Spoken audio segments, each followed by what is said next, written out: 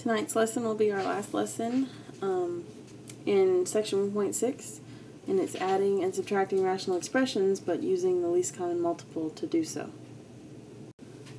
By the end of this tutorial video, students should be able to find the least common multiple between two polynomials, and also add and subtract while applying the least common multiple to get a common denominator.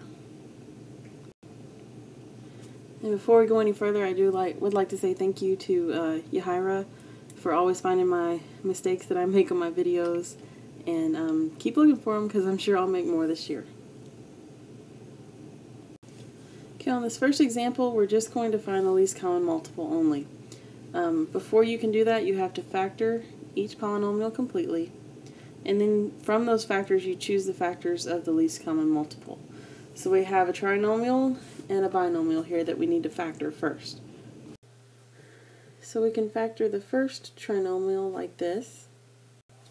I have a GCF of 2. When I take the GCF out, I get 2 times the trinomial of x squared minus x minus 6.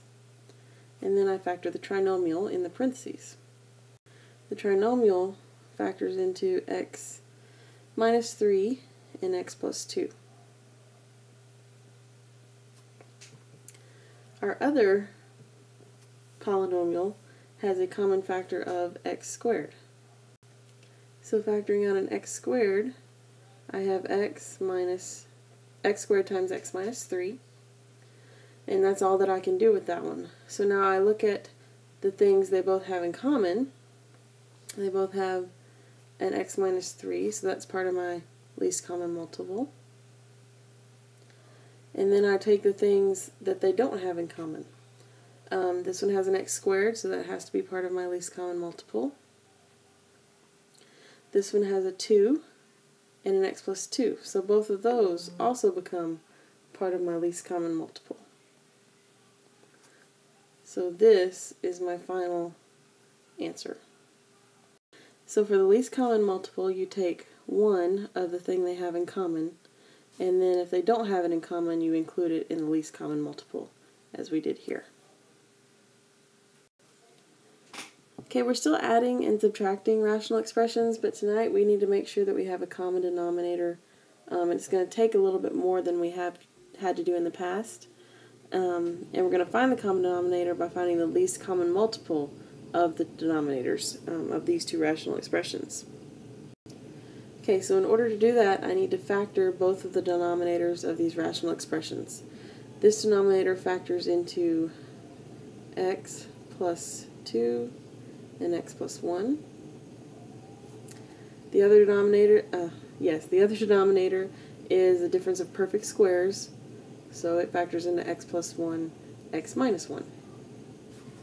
So remembering we choose one of each thing they have in common first, I notice that they have this x plus 1 in common. So that's part of my LCM. And the other part of my LCM, I have to include the thing that they don't have in common. So I have to include 1 x plus 2 and 1 x minus 1. And that's the least common multiple. That's the first step in combining these two rational expressions.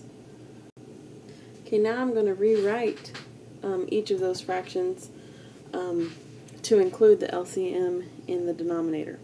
Okay, so the first one is going to look like this. X times x minus 1 all over the LCM, which was x plus 2 times x plus 1 times x minus 1. And the reason I have an x minus 1 in the numerator now is because I put 1 in the bottom. And remember, whatever you do in the bottom, you have to do in the top. The other fraction is going to look like this. The denominator of the second fraction already had x plus 1, x minus 1 in the denominator. We just added x plus 2, so on the top we're going to add an x plus 2. And now we're going to combine these two rational expressions. So now once we combine, it first looks like this. Just rewriting the numerators with one denominator only, which was our LCM we found, the least common multiple. Now I know at this step a lot of you are going to be anxious to cross some things out, and you cannot do that yet. We have to combine the top before we do anything else, which means I need to distribute some things. So distributing this x here, I get x squared minus x, and then foiling this over here, I get positive 2x squared minus 3x plus 4x minus 6 all over our least common multiple.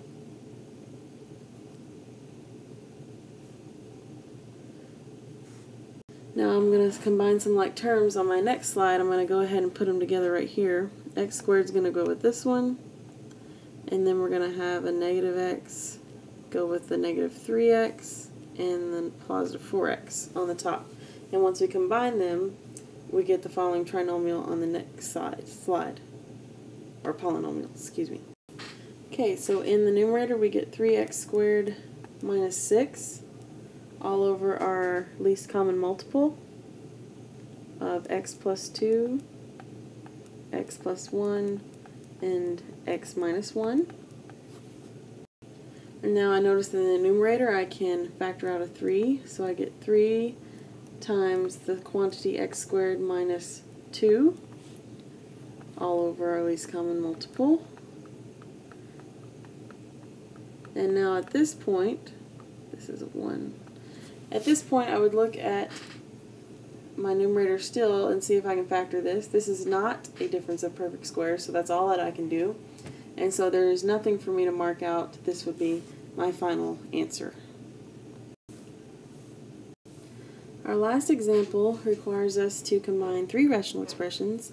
We're going to do that in the same way by finding the least common multiple as our common denominator. And to do that we need to factor each denominator of each rational expression first. This first denominator, you can factor an x out, and it factors into x times x plus 1. The second denominator is a sum of cubes.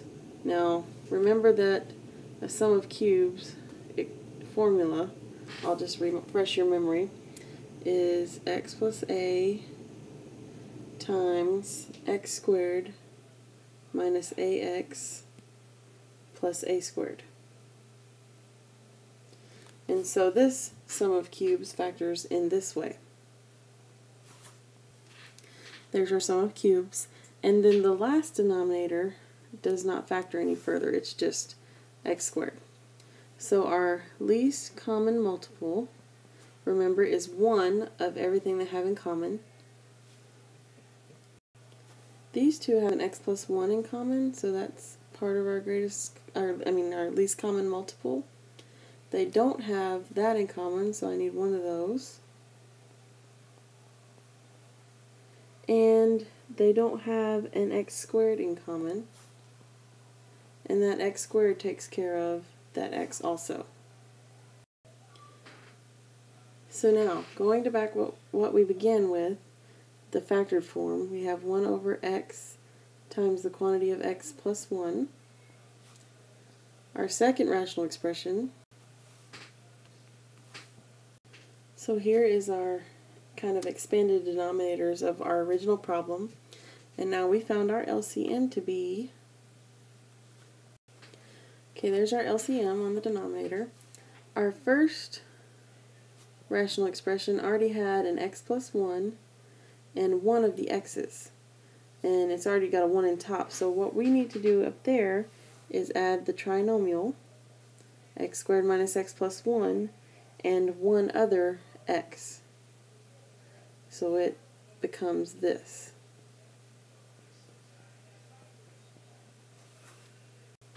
Our second rational expression here already had the x plus 1 and the trinomial x squared minus x plus 1. So in its numerator, there only needs to be the x squared.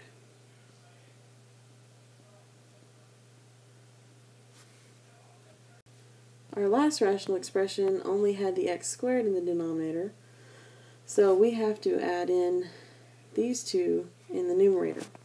So it's plus 3 times x plus 1 times our trinomial. So our last step is to do some distributing in the numerator and some combining like terms in the numerator. There's my least common multiple. Now once I distribute in that first rational expression, I get the trinomial x cubed minus x squared plus x. My middle rational expression that I'm subtracting becomes x cubed plus 4x squared.